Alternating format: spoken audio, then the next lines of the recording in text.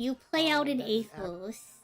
Aphrodite the Divine has an effect that when you disenchant a spirit card, you can search your deck for a card with the same name as a water Elestral on your field. So you play out the fish, you search a second fish with Aphrodite, and the Aphrodite champion, the Aetherose Aphrodite champion's effect is that if you control an Aetherose already on your board, you can special summon an Aetherose if you did not special summon one this time. So the fish strategy is very strong and popular because it allows you to get out 2 guys in one turn. When normally you can only summon one guy with your one normal to find another Elestral. This has been his struggle this entire game, and unfortunately it looks like we're still in this. The other reason why fish is popular is the original Aphelios has an effect where you nexus up to 2 spirits. And for every spirit you nexus, you get to draw that many cards. So if you move 1 spirit, you draw 1 card. If you move 2 spirits, you draw 2 cards. So on top of having card advantage, you're able to present a lot of cards on the board. The Aetherose and the Galaxy. Yeah, Aphrodite is part of the key of swarming the deck. Aphrodite has a non-water card called, you haven't seen it played this year, called Magnaros. Magnaros' effect is that its name is treated as Aetherose, and when you cast Magnaros, you can search your deck for an Aetherose. So the concept is that you are constantly filling your board up with Aetheroses to keep up tempo in the Aphrodite strategy. Then once you get out your Aetheroses on the board, if you can get your original Aetherose, you can start using its effect to draw the one that's cards. standing out to me is very interesting is the Having more guys on your field and be a keeping great card card for that face Aetherose. That's going to be able to deal with that card as it was such an issue for him in this first game. Also, fun allowing fact, Shuret you see to those take card ribbons they're advantage, keep wearing? Those are drawing. from me. As you mentioned, he is the master of the OG Galaxy. Maybe we see a little bit of that to mess Shuret up with those stats. The other thing that Would makes it certainly strong is that make the Erebus irrelevant. We made it a 9 the definitive Aetherose stat line. champion has an The crowd additional going effect. absolutely wild. If there was another card on the casters, field called both of them Aetherose, it just sets the base absolutely attack of treasure all this community, Aetheroses as on you the can field hear. to 5, And Shuret here looking at the side which is deck a as well. pretty big number. Furious Elestrals World introduced something unique. In top 16, they announced that there would be open deck lists. So those papers on the field are them looking at their opponent's deck list. I'm not sure how I feel about it, but it is. It is Twitch. But at the same time, Twitch made it to the finals of Elestrals and what they World. bring in. We saw Atlantis, but at the same time, Temple was barely a factor, and Sure eliminated that almost immediately thanks to Rock and the Hard Place. I will say the most recent set of Elestrals really increased the base. For advantage in his Oh, matchup it's fine. is the fact that you can play Rock and the Hard Place and like Open decks is a thing in a lot of games. Yeah, I think Riftbound is also open deck list. Like in that scenario, we targeted the temple. Shoutouts to Freddy at the hotel front desk for printing that document. Shoutouts to I will say that I saw all of those PTAs going in. Trishula has added, I believe, all 3 poison-tipped arrows, which I think makes a lot of sense. Going first, yeah. Yes, you want to be harpooning those fish and those whales. It's a thing in you want to be getting MTG. them I out. forget what I've... There's a And, couple other card games preparing I've for heard this, of them. again, it's hard Yep. to say I'm not how like this the matchup biggest really fan. So goes, here's the thing. considering Trishula wasn't I able don't to get care if anything you on do it board. We weren't able to start in your developing card anything game. I just don't because like when they of, change it the up. luck of So the like if draw your really card game and has some always bad had open foretells. deck list, And right? as we said, that is That's sort up of to the you as a downside player of to a decide if puzzle, you right? want to play a Sometimes card game you that has foretell open deck the list. absolute best So like future for this is the yourself, first but time other times Elestrals you're has just ever staring done down an a bleak open fate. deck list at The Worlds, other so part it is the felt fact kind that of we weird had to 4 face me downs and none of them were because Guardian we've of Light? never done this. Guardian of Light? None of them? No And way that to is heal? surprising. Aphrodite Yeah, seems to if be we one. put some Aphrodite is pieces very there, tempo based. It the poison very looks much like we are- rewards It's players currently who are there. good Yeah, at I resource think we're- management and good Uh, decisions. I think it might have been returned back. Okay. Dang. Yeah, it's being So if you returned can back. find Yeah, 2 yeah. Aphrodite starter decks, that should get you everything to put together a decent fish That was list. my guess. Meanwhile, sure Like, is I'm something aware that that they announce it we weeks in have the advance, Fierce but Force, like, the card that we signed so here's the thing, for chat. Even if they tell me Game weeks in 2, advance, and as this is an commentators, unprecedented Elestrals, change. I want nothing more than for It's a one of those game that to it's win. like So hopefully Trish can find the winning formula and foretell a so the fact that the game has never done it before, then they decided to do it, right? Even if they announced it weeks in advance, it's still something that has never happened. We're hoping to see those poison-tipped arrows in the opening hand that we saw him add. Oh, And man. hoping to see more Elestrals. Like, it is what it is. It's not the biggest deal. It's just one of those things where, like, I'm not really sure how I feel about it. I wasn't the biggest fan of the fact that, like, there wasn't a precedent for it. Like, if you told us, like, 3 premieres ago that you were gonna start doing open deck lists, everyone's like, okay, that's whatever. Hearing this, like, right before the World Championship caught me very off guard. Because I'm a player that, like, chat. A win is a win. I will cheese people with a lot of weird techs. Especially if we didn't decide to mulligan yet. But sometimes these weird techs only work if your opponent doesn't know that you're on the... And now some people will say like, oh, well, isn't that kind of scummy, yada yada yada. That's on them for not playing around it. I'm sorry that you didn't play around my weird tech that I side decked.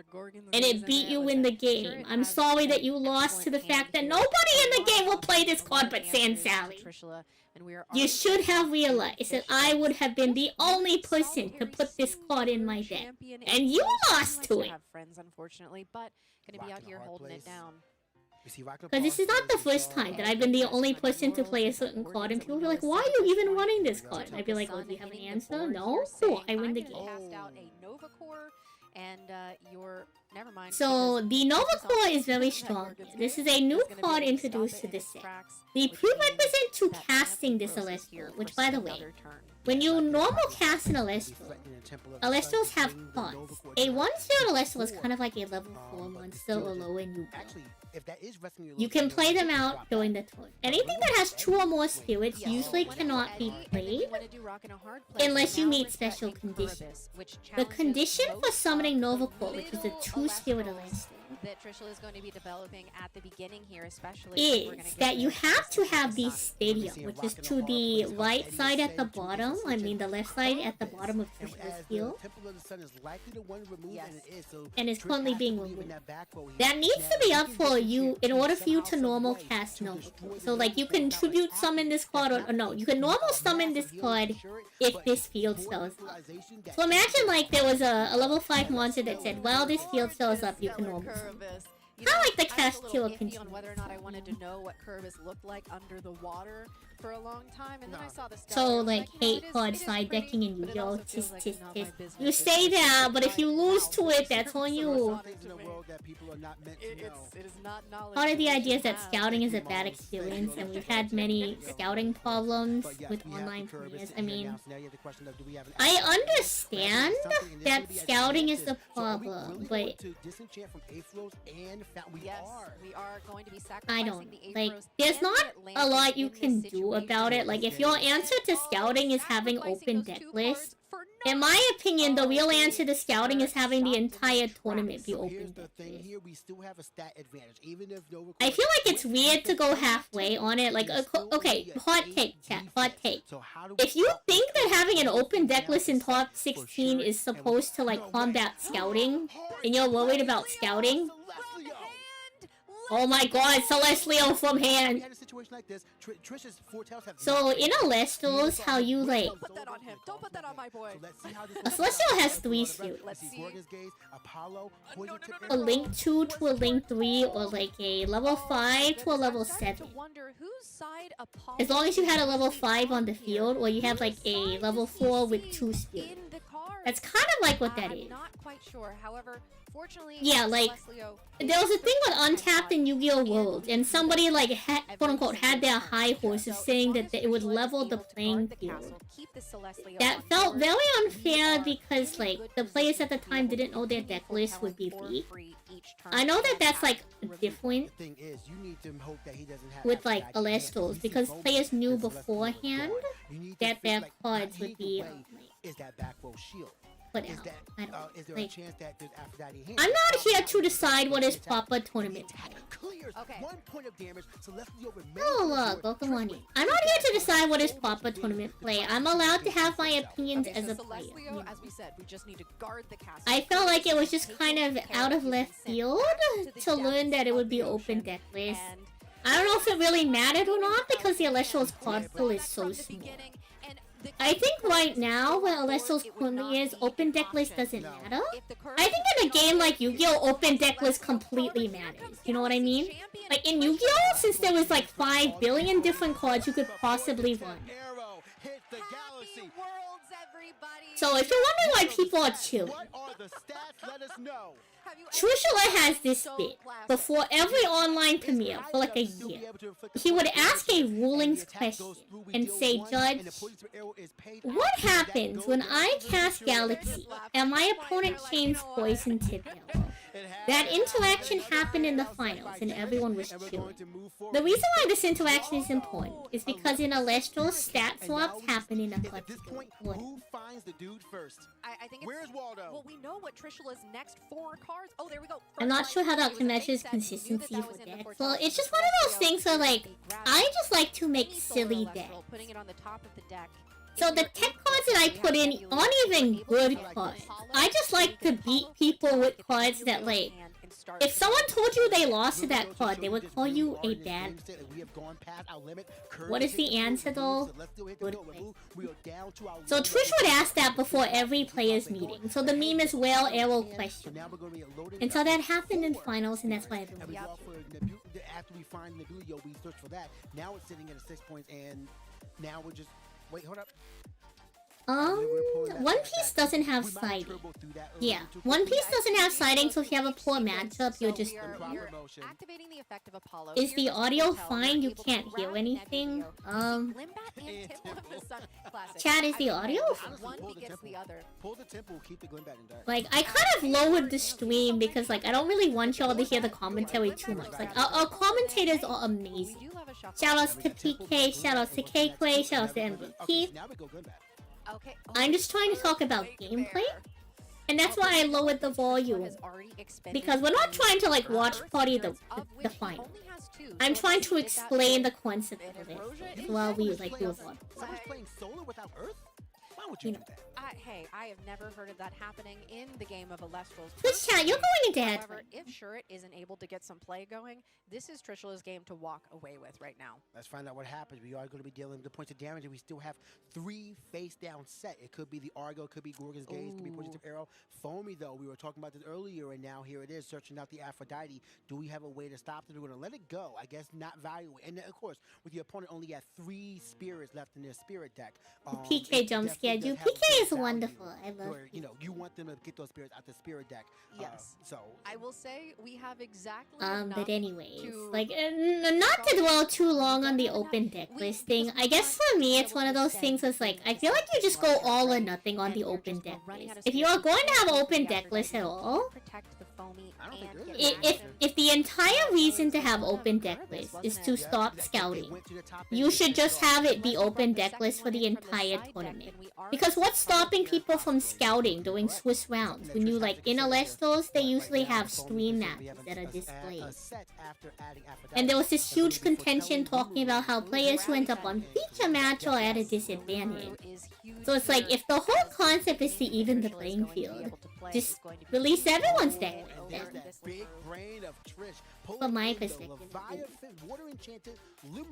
And I guess their compromise was like, oh, well, for top 16, we'll release the deck list so that people who don't have people scouting for them can, like, prep the night before.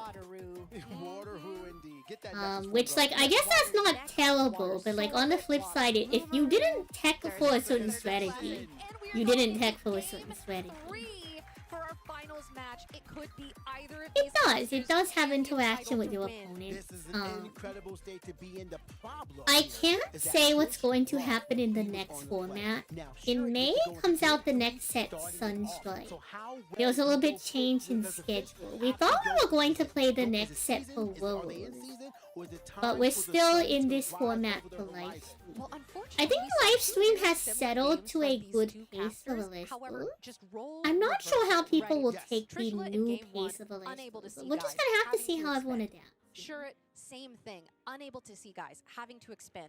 And it is hard to say exactly what the matchup here is. And like, with a limited card pool, eventually you will figure out what the best cards are. So of course it will end up like leaning towards certain cards over others. Why not, at least for post-World, to brick. Elestrals is in a little bit of like a triangle format. It's not a pure triangle because it's like Luna and Foss are still kind of real decks, but for the most part, you're either playing Hermes, Fish, or Soul.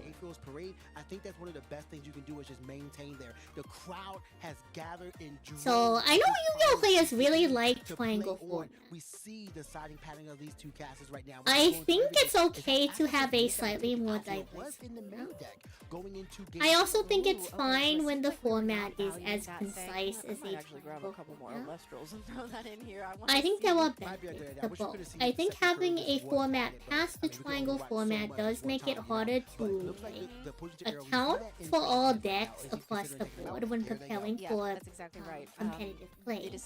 However, I think it goes to show the diversity in the format and reflect healthy playstyle choices. On the flip side, I do think a triangle format at least shows that the game is decently designed. Notes, bottom text.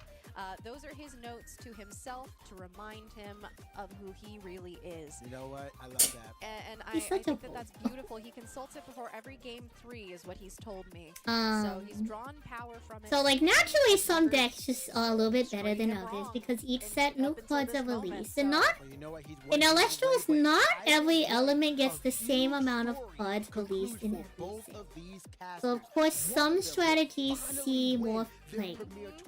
Sometimes you see more success than others in between formats. I mean, either way, it looks like these two casters are already quite I'm gonna be real, Log. I didn't pay a lot of attention to that because I was paying attention to the game. I think that really is. I think people will think it's neat if it's not too much effort on production. We're finishing sighting here. I think it also helps for people unfamiliar with the game to try to understand what's happening. Because if you show a mismatched card than what appears on the screen, I cannot wait to see how it makes it hard to follow. Best of luck to both of these casters. May you see, guys. So I think if it's like not too difficult on production, I think that's a positive thing to do. But I think if it's too difficult to keep up with, it's not like the end of the world. And we are already on the play as we are searching for a flirt. Yeah, like limited card pool does equal skill as a factor, and Elestrals is a very skill-based game at the highest. This is too high stakes to keep anything less than. There is a little bit of like what feels like high rolly in the format right now, basically because Elestrals has a kind of like impulse. Basically, we have a trap card that's essentially impulse. Basically, give yourself access to your entire. So there are some games you do lose if your opponent just happens to have 3 impulse. I have seen people win games. I have personally won games through getting impulse 3 times. So I can say that it is not impossible to win a game playing through 3 impulse.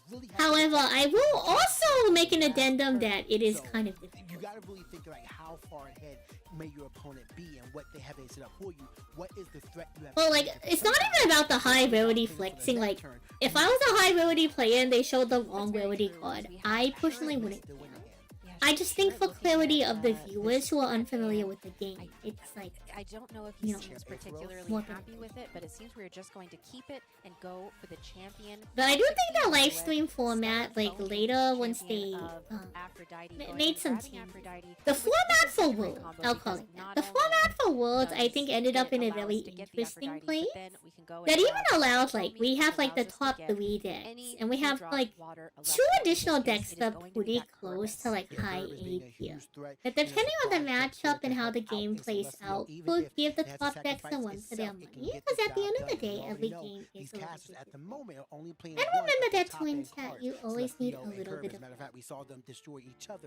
Sand Sally was not lucky this weekend. Go watch the start of the VOD. Go watch the start of the VOD. We had a terrible week. But it was really good to see all of us playing. It's wonderful to be able to chill off wins on the search in this case because we saw him fully shuffle up there. I am so happy for all of us. So we're leaving that other foamy as an option for us. I imagine that Shirt is feeling like, okay, I need to keep Elestrals in my hand given how the last game went. So I think Elestrals has a really interesting pace of play. We're like finally past like boat format Yu-Gi-Oh! I would say we're getting close to like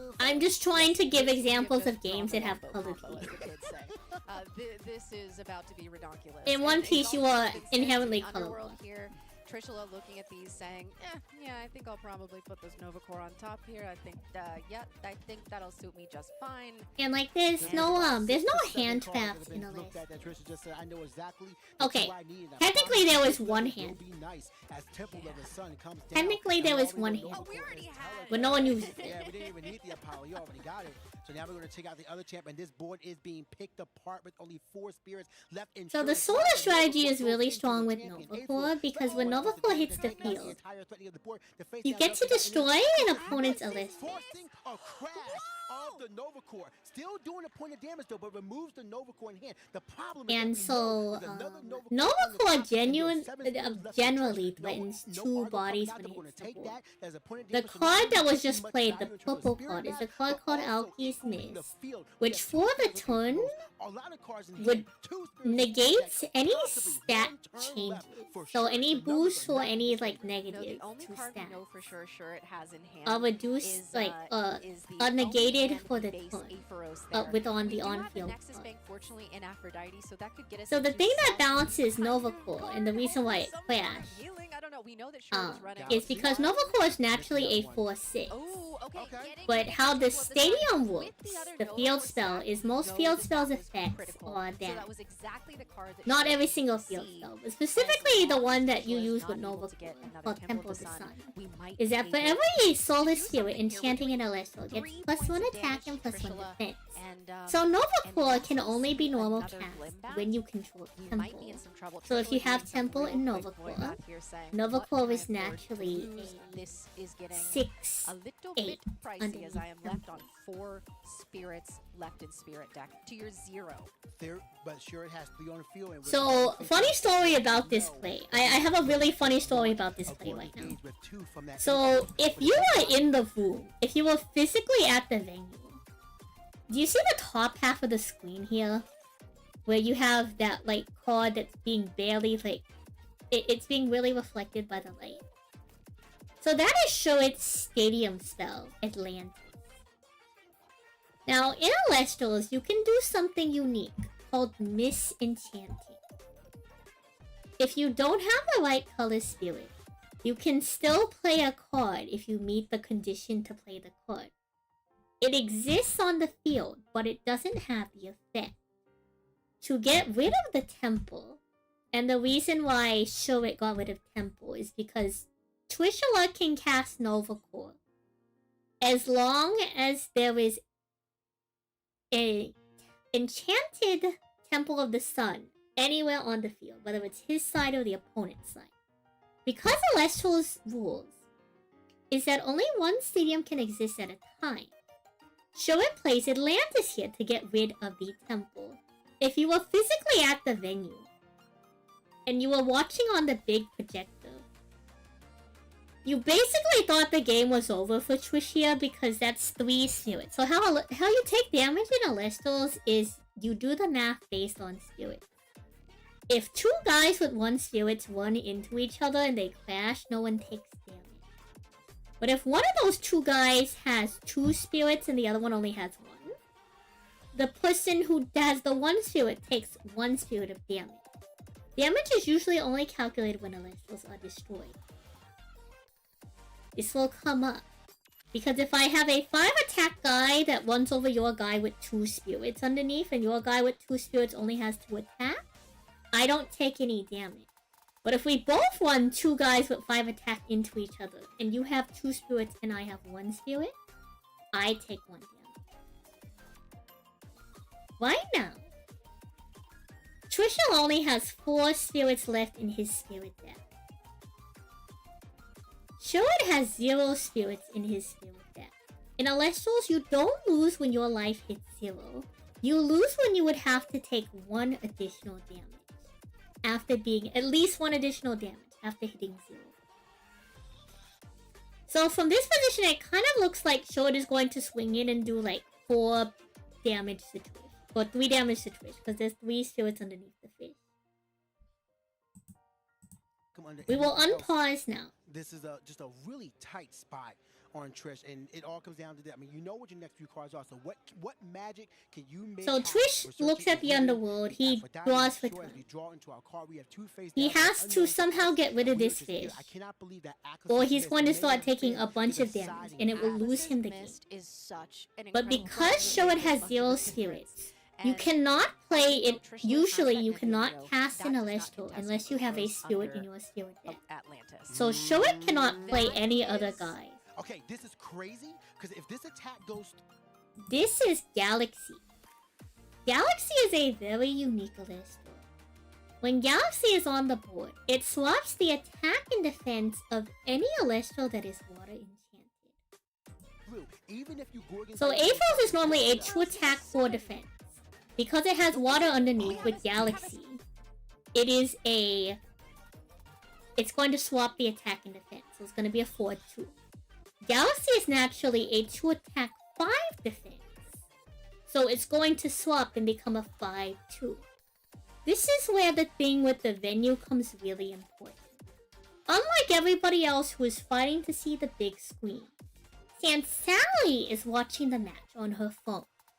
And the reason why that's important is because on the screen, no one at the venue can properly see the spirit underneath Atlantis. So at this point in the game, everybody thinks that Atlantis is properly enchanted, which means it has its effect. If Atlantis is properly enchanted at this point in the game, that would add a 1, 2, 3 additional stat line to the attack and defense of the Aphros on Show It's side of the field. Meaning that Galaxy, no matter what universe, would be unable to beat over the Aphros. So everybody at the venue thinks it's over for Twitch. Except for Sally and maybe some other people who are vigilant. 6 on the Trishula continues to take his on the Aphros. I am doing the math and it's not quite working. And you just heard the announcer. The announcer said, I'm doing the math and it's not quite working. Temple of the Sun. What? He goes to run in. We're calling Argo. This has to be Argo. We can't afford to do an Argo here. And that everyone's wondering what's happening because there's no possible, like, there's only a handful of cards that you could possibly play it. If I stop this, how do I get over this? He needs the spirits on board. Oh. There's a couple cards you could possibly play. Pay for something off of this Aphros. But since he has no spirits in his spirit deck, he can only activate a trap card from cards on the field. And so when he takes the spirit underneath Atlantis, people realize that that's not a blue spirit, it's a purple one. And that's when everybody realizes that Atlantis is misenchanted. So that Galaxy would beat the Aphros in this situation. We'll possibly stop. Oh, we paid. Why misenchant? So the reason why he would misenchant is because he had to get rid of the temple. Assuming you don't know what is in Trishula's hand, but you saw that he had a Nova Core. Nova Core is a 2-spirit Elestral that can only be normal summoned, normal cats, when you control temple. If we play the gambit that Trishula controls no other essentially level 4 guys, 1-spirit Elestrals to cast, then that means Show It can just attack Trishula's life points directly, his spirit deck directly. So Show It uses his last spirit to get rid of the temple in hopes that Trish has no other guy to put on the board. Unfortunately, Trish has another guy to put on the board. So now that Aphros is a 4, we can't play anything else. It had to be on another the attack Atlantis. step. It had to be, yeah. And Show It has no spirits, but there's a card in the game called Ambrosia that can heal your spirits. A rock in a hard place. Oh, Show It plays the spirits off of his guy, pretending to make a play, and he has nothing else to play, so Trish ends up winning finals. Get this man a veil. And Trish is now the world champion of Elestrals. Fantastic finals. We got to. So yeah. So everybody else was freaking out. I'm like, Trish just wins here. They're like, Sad, how could Trish win? And I'm like, what do you mean? How does Trish lose? It was really funny. It was really funny. Everyone's like, oh my god, it's going to happen. Trish is going to lose. I'm like, how does he lose here? What am I missing? And they're like, oh, Temple, not Temple, Atlantis is misenchanted. And I'm like, this all makes sense now. This all makes sense now. So back to the just chatting screen. So as you can see, Elestrals has a lot of back and forth. There's a lot of tempo to the game, so that's why I find it relatively interesting. I've been having a pretty good time with it personally. I don't know if that's like everyone's cup of tea, but I had a good time. And sometimes you do have to misenchant stuff. So like, let's just pretend Shore didn't have any more water.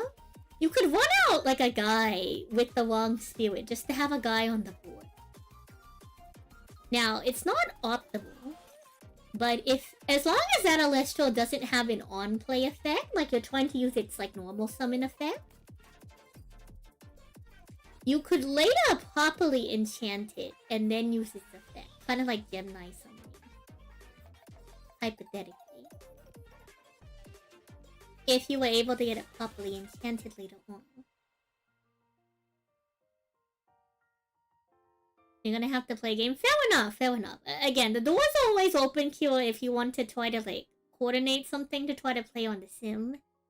If not, it wouldn't be that hard for you to like grab a sorted deck, assuming that you have a shop that stocks Elestrals. And I do also have a remote duel setup, but I'm sure like... Well, okay, I can't say if I'm sure or not. I don't know how many people would be playing Elestrals at that shop, but you can always check it out to see if you have anything around you that's hosting locals. They also do online casual webcams on Tuesday that you could try out as well. You could play some casual webcam games if you're not like a big digital sim type person. The ClashNet by the law is a manual sim, so it's not automated, unfortunately, and it's not official, but like honestly, the entire community on this map.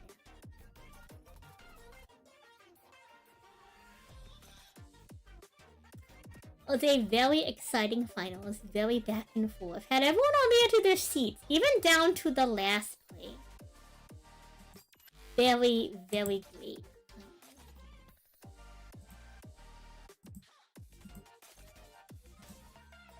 It had everything. It had everything from the memes to the drama to the upset. Very well played by both players.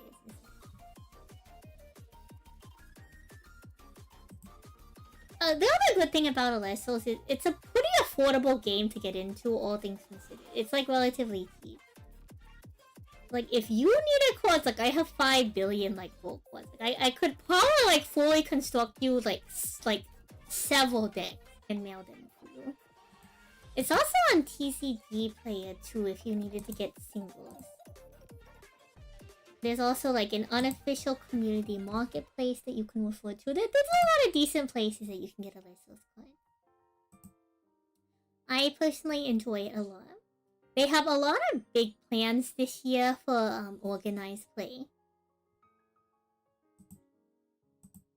So I'm hoping that those go well. They're also adding new store initiatives. Hello, Tower Warlord, to get people to help expand and strengthen their local scene.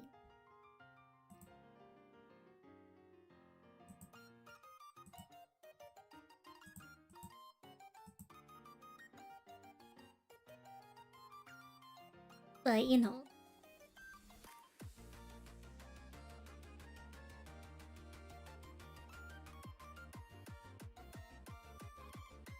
It's one of those things.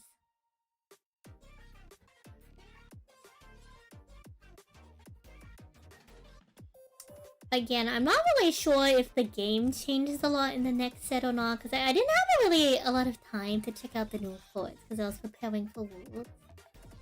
I know they intend to speed up the game in the upcoming set. So I don't know if it's going to feel the same or not. But again, I think the current meta leading into Worlds, I was a pretty big fan of. I think I was a pretty decent fan of Moonrise meta. I was so in Livestream, not Livestream, Firestorm. In Firestorm, I think I was too busy trying to like... I was busy doing some of my own stuff. I was working a lot back then. That was back when we still worked like the 3 job.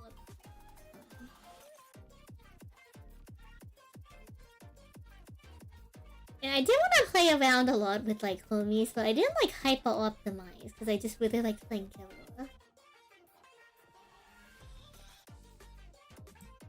We also had Tenpai Dragon Chandra back then too. Looks like the locals that supply show mall holds locals, just doesn't have the date posted on the Elestrals page. I'll have to ask in store. Interesting. Well, maybe you can try it out then. Usually, now I don't want to speak too much for every local scene. I will say Elestrals is usually very inviting and very friendly. I've yet to hear a very poor experience with Elestrals, considering like the community is very small, so usually the people who play the game do very much care about the game and are very inviting for new players. Of course, if you have any questions, you can always ask us as well. I believe Wakagon starter decks are like $20 or something. I could be wrong. I think it's around $20. And it comes with these. Each starter deck also comes with 3 additional packs, at least for the live stream one. So you might also open some cards to do like a small upgrade to your deck. But even the Wakagon starter deck, like out of the thing, is pretty playable. Elestrals also has a rule that if you play in a tournament with a starter deck and you play the starter deck card for card, you're allowed to play any cards that are like banned. So I will say there are like a couple cards in the Aphrodite starter deck that are banned. One of them being Hurricane, which is pretty much Heavy Storm.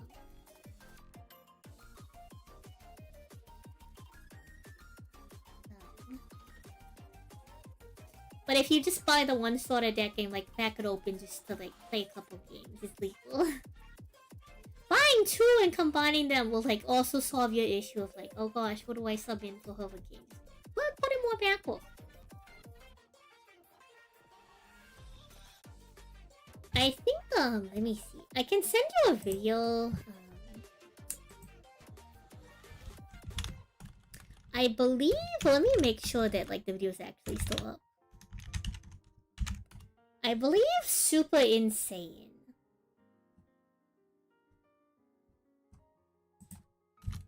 had a video.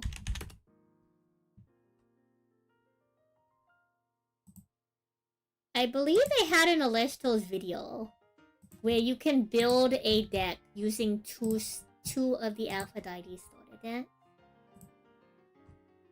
So I'll send you that video link as well.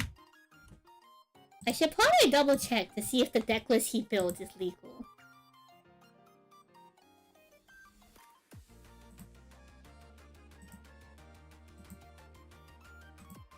Let's see.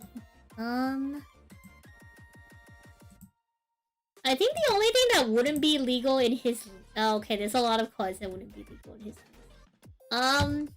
You can get the baseline philosophy of the deck from the video. I would probably have to get you like an actual legal deck list. Because there are certain cards that have been banned.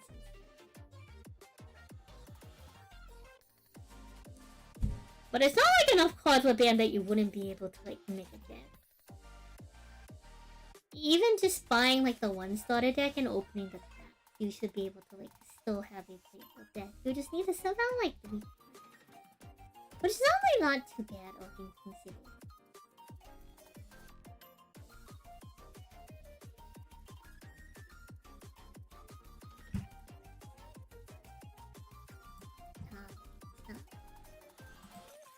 I think this was a good easing back into the like streaming and yapping. Oh yeah, if you go to the Elestrals Play Network, you can see the ban.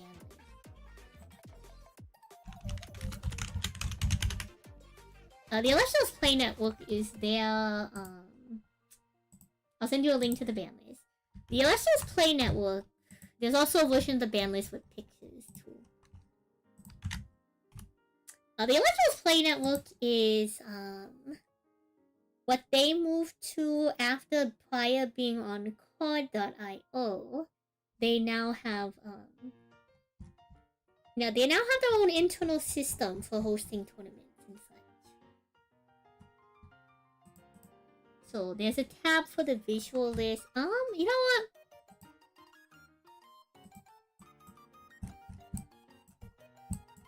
It's probably good to show this off to y'all. Let's leave the super insane video. Let's go to the ban list. So they have a written list in case you're trying to look at stuff, and then they have a visual list for all of the banned cards, all the limited cards, and semi-limited. And these are the non-legal cards. So Elestrals does these things called creative divines. Certain creators such as Coda, Josh Bean Soldier, and Trish have their own creative divines by winning a tournament called the Elestrials, which is kind of like Elestrals. They invite a bunch of content creators to do some exhibition matches in a tournament structure. Some of the other ones, such as Shady Penguin or like Neil Before Me, are made in conjunction with Elestrals. For like different reasons. Like Neil is from supporting the Flash Kickstarter, and Shady Penguin is just like now joint part owner of Elestrals Awakening. And you can also see all the set numbers for each like copy of the card too, but as long as you match up like the card to the like thing. I can now also show off the titles. So you see the Cetasaur here doesn't have a bar, but if you look at like the iWooly and the Leica Void champ, there's like a little bar underneath those. And so that's what designates an Elestral's title. So original Lakagon is limited, but Lakagon Champion of Aphrodite is not limited. So you could run one Lakagon, but you can still run 3 Lakagon Champion of Aphrodite. The reason being is that any Elestral that has a title is uniquely its own card. So you can run both Lakagons in your deck. It's just one of them is limited via the ban.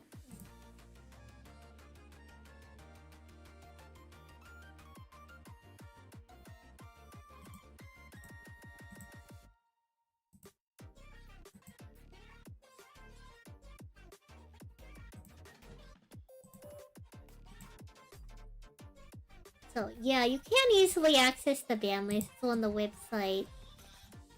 They got visual examples of at least like the most not the most common, but like I believe all of these are the first printings of these cards. Some of these do come in alternative art. But if you're unsure, check the name of the card, and you can also check the set code. The set code is found at the bottom. Usually on the right hand side. Like a choice restriction? Yes and no. So it's kind of like Pokemon.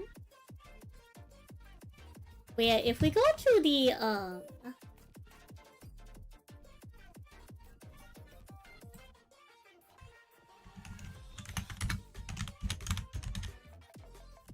if we go to the Elestrals Collect site, and we go to Elestrals,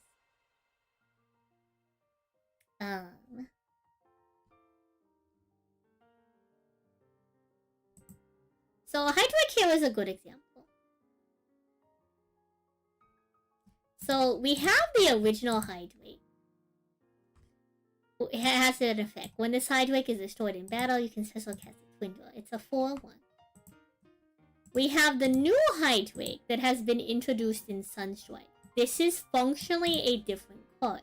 When you normal cast this Hydrake, you can switch your deck for a Dragon Elestral. Yeah, football. So,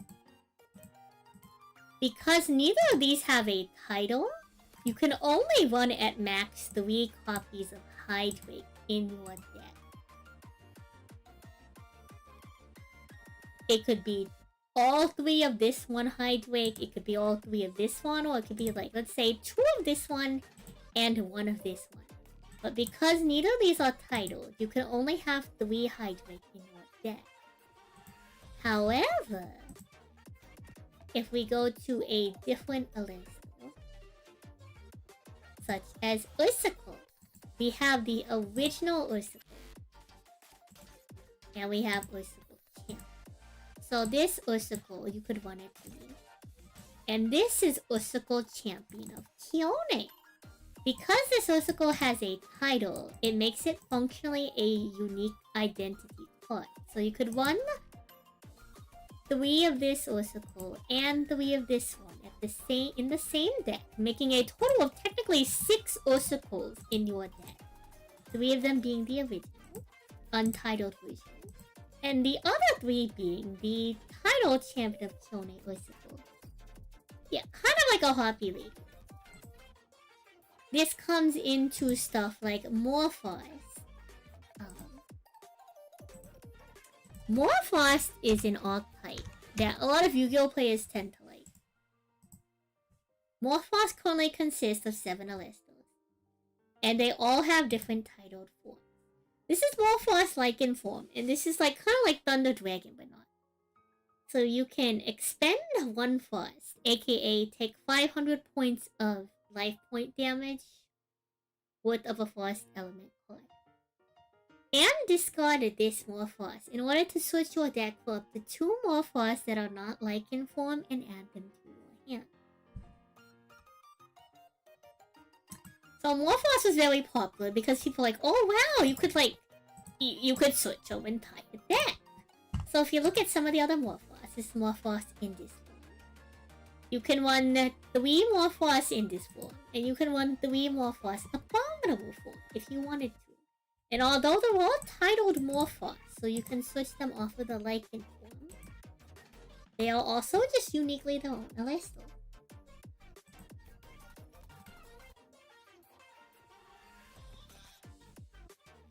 Hello, Mr. MBT. Hello, Raiders. Welcome on in. But talking about Elestrals and card titles, y'all missed us doing a VOD review of the World Championship Finals. Hello, welcome on in. I hope y'all had a good stream. Mr. MBT, if you gotta head out, we don't have to stick around. If y'all didn't know, which I'm sure he has told you all about this past weekend, Elestrals had its first World Championship! What a spectacular weekend to be a part of. Unfortunately, the Sand Sally side quest was, the Sand Sally side quest that weekend was quite terrible. But we were currently talking about how Elestrals handles, deck building. So, kind of like in Pokemon, you know how there's like 5 billion Charizard cards?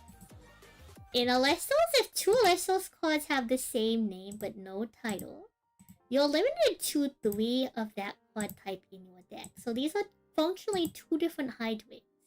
This one is the 4-1 that has an effect when it's destroyed in battle. This one from the upcoming set that I actually got to reveal on my channel with my Elestrals team. This one is a 4-2 Searcher. Because they don't have titles, I can only run a max of 3. But Elestrals like Morphos, who have titles, you can see it underneath the name and on their page. You could run 3 copies. Elestrals has a max of 3 copies for that. You could run 3 Morphos Abominable form and 3 Morphos in this form in the same deck if you wanted to. So we're talking about that post our big review of the Elestrals World Finals. Because people are asking about, like, what's an easy way to get into Elestrals? Elestrals is a relatively pretty cheap game. You can check the ban list online, and the reason why the ban list matters is because one of the most affordable decks that you could be picking up is the Lucagon starter deck from Livestream. I'm not sure if it lets me filter specifically via Lucagon, but basically, There was Lakagon, Champion of Aphrodite, and there was the original Lakagon.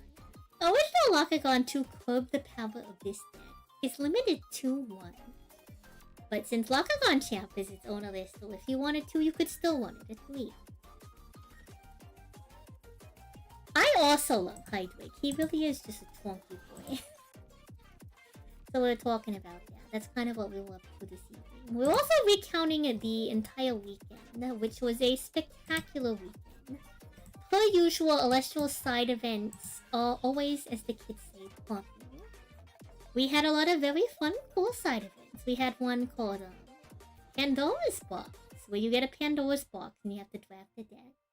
They had drafts for the new upcoming format, Sunstrike. They also had Win a Giant Card, which is a new thing that they've introduced, where they had 1-of-1 copies of Giant Cards printed out. That was super neat to see.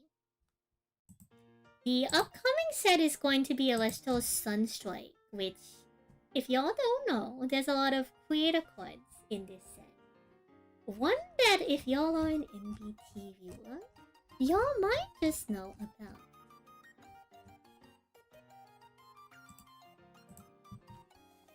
So if y'all don't know, Patrolka's Dice, this is the card that NBT actually ended up assisting in making. It's not listed on the page, but if we zoom in onto the image, you can see MBT's name towards the bottom of the card. So MBT and several other community members and creators had a hand in adding some custom cards to playable cards to this set. It's a very interesting card. I do think this will see a lot of play because of the recursion. I think the stat bonus is really cute and neat. It's a really interesting card for the set. The speed of the game in the upcoming Sunstrike is looking pretty fast as compared to where we currently are in the live stream format going into the World Championship. I don't think where the game has settled for Worlds was a very nice speed. I'm interested to see a lot of the new techs and strategies people are bringing out for the next format. I'm not too shabby of an Elestrals player myself. If y'all do or do not know me, I'm Sand Sally. I do this thing at Elestrals events where I collect a whole bunch of a card called Sundial. And although I did not find myself in the top 16 podium this time, I have gone top 16 at 2 of Elestrals prior in-person events. Their first event being Elestrals Dallas, which happened a year ago. And the next event being Kissimmee, which happened earlier in October. So I'm not too bad of a slump either at this court game. Though I will say, chat, if you want to win, sometimes it has to be your day. And spoilers, it was Trishula's day this past weekend. Congrats again to him for winning Worlds.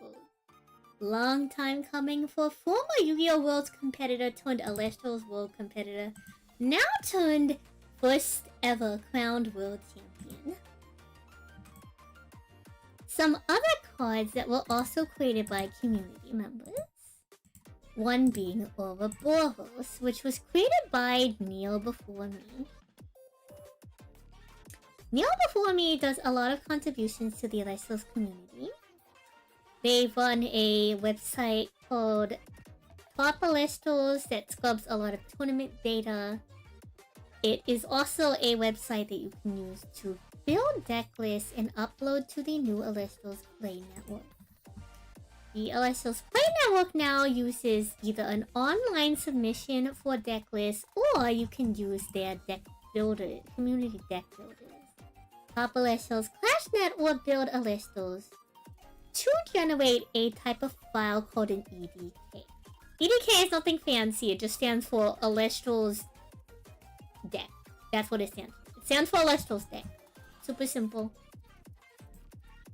Some fun stuff coming. So these are the World Qualifier points for 2026, so for this World Championship. The new season's going to start up in April. And before Elestrals did a thing, calling out to every competitive top player. If you are in the top 8, we will give you a $500 travel stipend. Alestro said, you know what, we can do better this year. Alestro's new wager, their new gambit, their new challenge to all the competitive players is that if you get 500 points in qualifier points before the end of the season, you get $500 worth of a travel stipend. Or just a stipend for qualifying. If you get 1,000 points, we will give every caster who gets 1,000 points $1,000. So if you find yourself good at this quad game, and you can rack up 500 qualifying points within the next World season, you can find yourself with a good $500 from Mr. Daniel H.Y.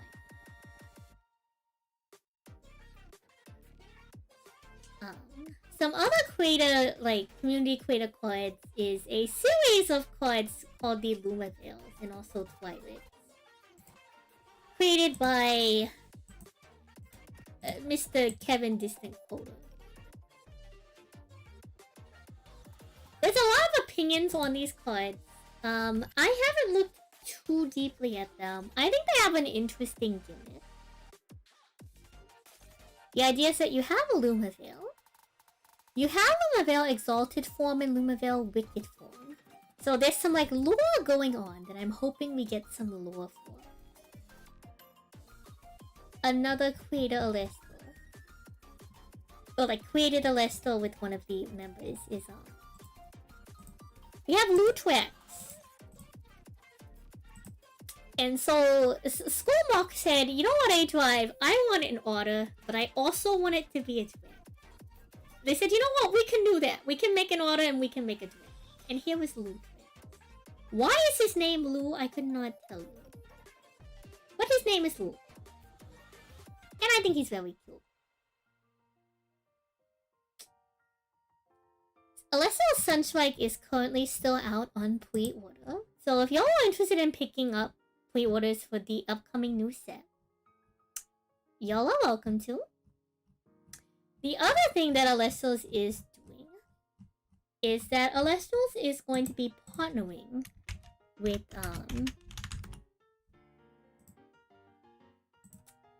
a convention series called Card Party. If y'all don't know what Card Party is, Card Party is like a TCG themed convention. It has a lot of different card games there. It will sometimes host tournaments. It will have creator meet and greets. It has card shows, trade nights, pack battles, a whole bunch of stuff. So Elestrals is partnering with Card Party to bring physical Elestrals tournaments to you. There is the first Sunstrike event. So the first event of the new format will be taking place on May 22nd through 24th weekend in San Diego, California. We have another one in Florida at Fort Lauderdale in late July, the weekend of the 24th to the 26th. And if y'all find yourself a little bit closer to the middle of the US, we have events on the 4th through 6th weekend in Dallas, Texas.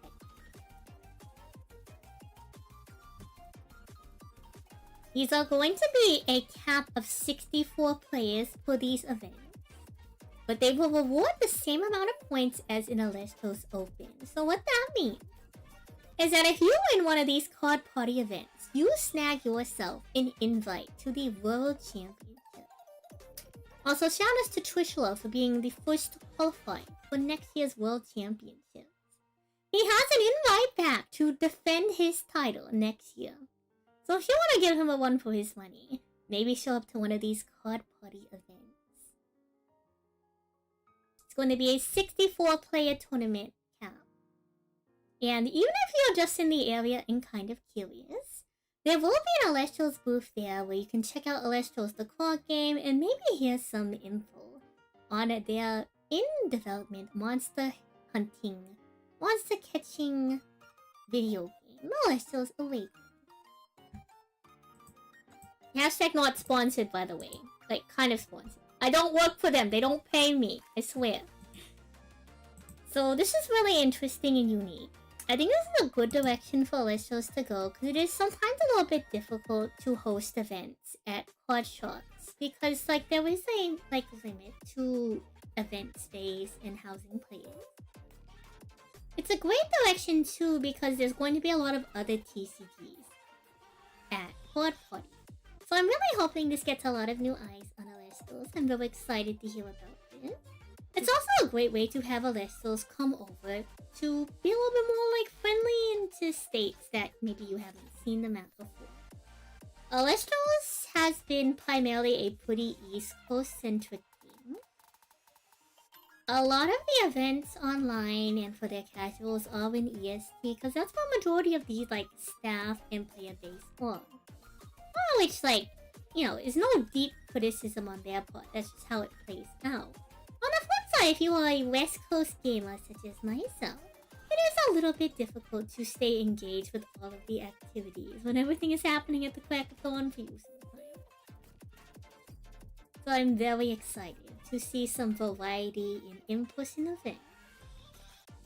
Is that the Sansally? Is that the Josh Bean Soldier?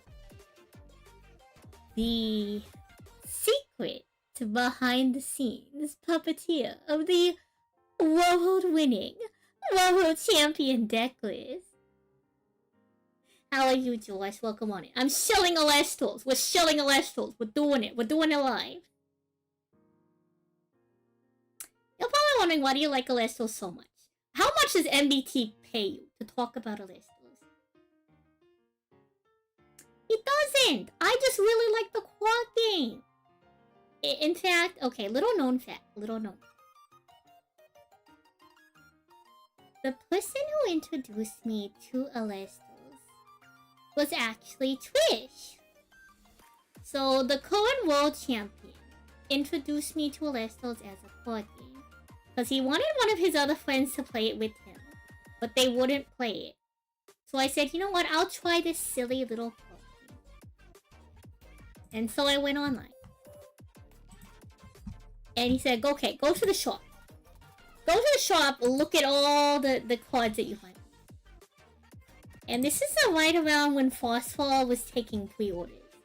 And I saw the Imperawatt starter deck. And I said, can I get the penguin? And he's like, you can't get the penguin. I'm like, why not? I want the penguin. I couldn't have the penguin because it was on pre-order and he wanted to play right away.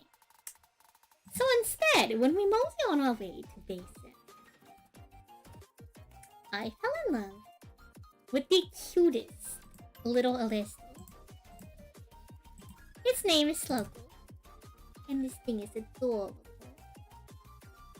So much so that I have the super fancy Stella version. But if y'all don't know, Stellas are Elestral's versions of shiny cards. So like shiny Pokemon, Stella, Elestral. In fact, I even have a prototype Stella Sluggle. I got it in a toy from Mr. Daniel E.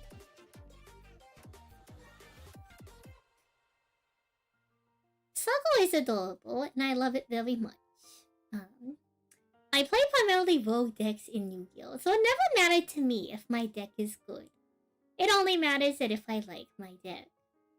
However, a great thing about Elestrals is that there's a lot of bad decks that are like pretty viable if you play your cards right. You just have to commit to the bit, and you have to commit to the concept. And I love that about the game. I think as they add more cards and the pace of the game increases, it becomes increasingly difficult to do that. But in the meantime, I'm having a spectacular time.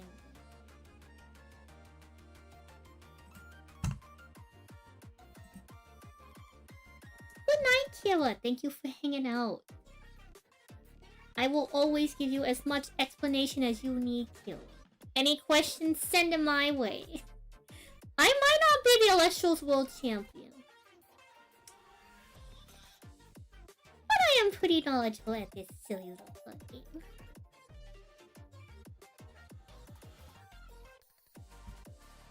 The community for Elestrals is always very fun, very inviting. There's always a lot of interesting stuff going on at events. There will always be someone interested in what you are doing. Someone always interested in helping you out. If you have any questions on decks, go to the official Elestrals Discord. They can definitely help you out. There's a decent amount of content creators making stuff for the game. So if you don't know where to start, you can always check those out. And the other cool thing about the Elestrals Play Network is that if you go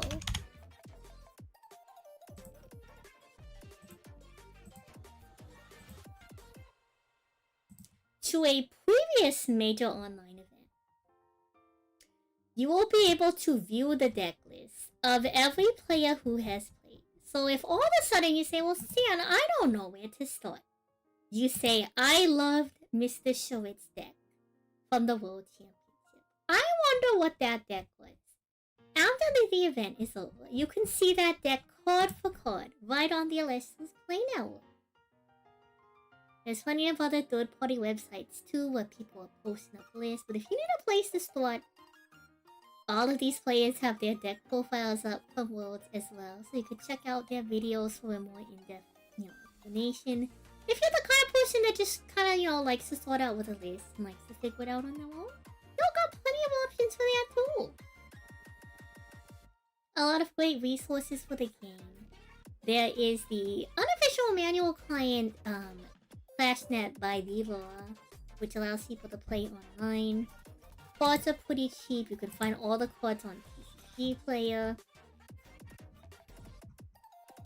You have a lot of great resources with this. And you can even download the EDK, which means you could take it straight from the official Elestrals website and plug it in to ClashNet yourself. So you don't even have to rebuild the deck card for card. It's a real simple plug and play with the EDK system.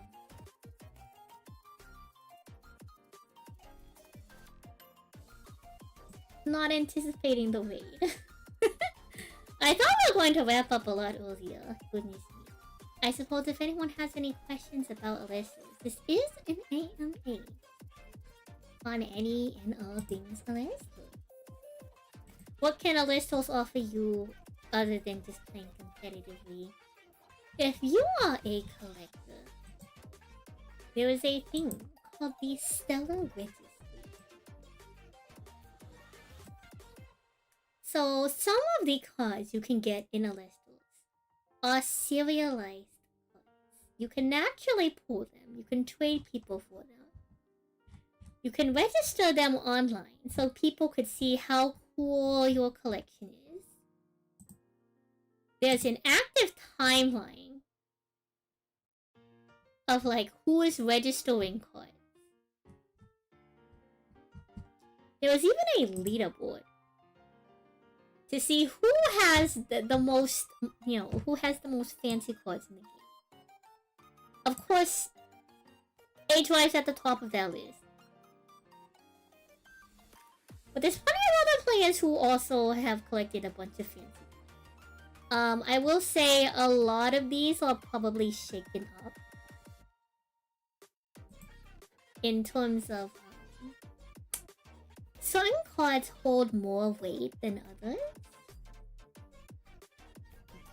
based on rarity. So this person at 50th place, despite only registering 4 cards, has 200.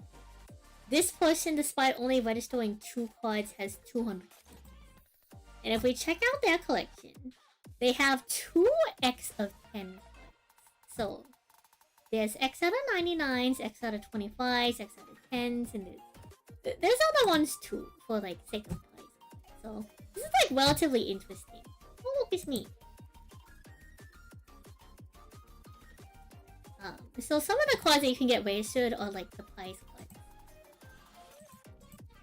So this is my top 16 card from the Dallas Open, and this is my top 16 card from the Casino. So these are also ones that you can register. And if you trade your cards, you can change the ownership with people. It's pretty interesting, kind of neat. I find it. So if y'all like collecting cards, you can keep track of your collection. If you sign in, you can even keep track of your regular cards.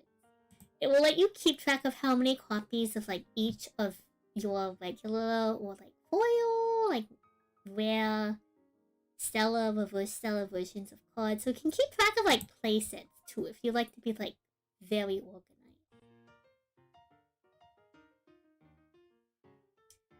With the new season of organized play, we have been introduced to a new card border type, which is the gem frame. These gem frame cards are intended to be exclusive to your local game store. So before there were certain packs that like sometimes you could get some of the organized play packs like online in addition to like sales or something. They're trying to make this extremely exclusive. Just for the shops. Something fancy, something new. We're hoping this brings out a whole new wave of players interested in Elestrals. So I'm really looking forward to these gem flames. I think they have a lot of great stuff coming for organized play. Outside of the quad party, the new gem flames. We haven't even talked about like they have a bunch of new stuff planned for how they're doing tournaments in stores, how they're panning out the entire season. They have a lot of great stuff planned, so I expect to only hear more about this as we proceed through the rest of the year.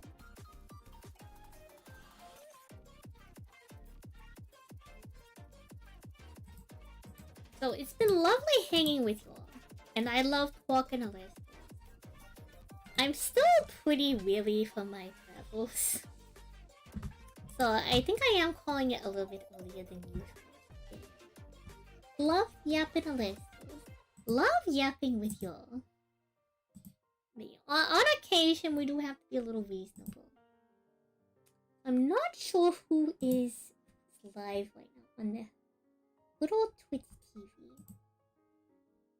Who could I possibly send y'all to? I'm sure there's a lot of options.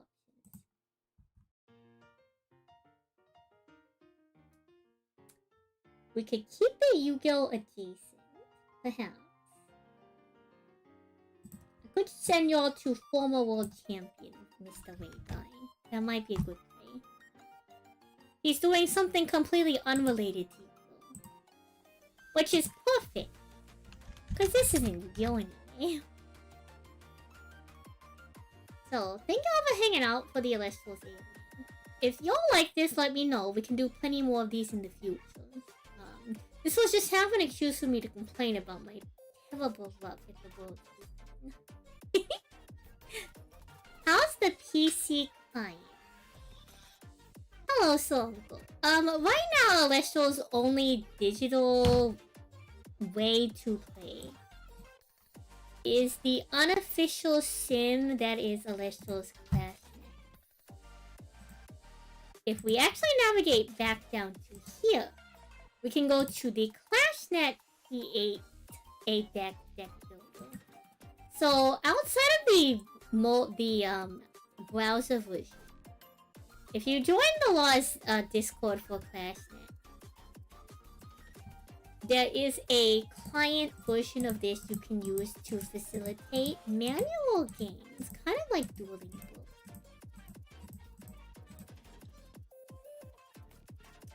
Unfortunately, due to many circumstances that y'all can read on the official Elestrals Clash page, support for Elestrals Clash has been discontinued so far, due to a lot of proceedings between Elestrals, Card.io, the company,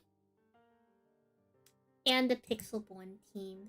I don't know the full details outside of the information that has been shared with us on the update. So if y'all want to check that out, all that information is public, and they've written several like blog posts about it as well. So if y'all want to find out more about that, y'all could research into it. The Steam version is official. However, the Steam version has been since discontinued. I'm not sure if service will continue in terms of like we could continue to play it as is. I really am not like part of their team, so I'm not going to speak like any further on like any definitives with it. I can't quite say what the future of Elestrals Clash is looking like from this point forward.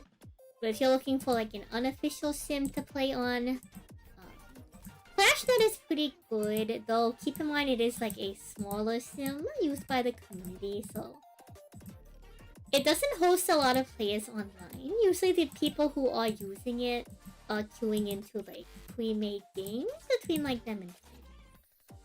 And there's no chat, so usually you're in like a Discord.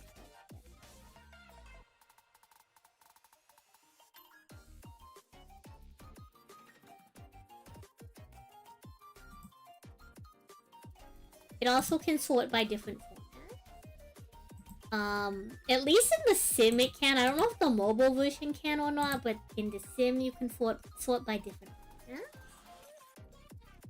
And we do have the Lost Sim updated now to where we like will auto patch for new updates. So shout out again to the law for getting that set up for the community.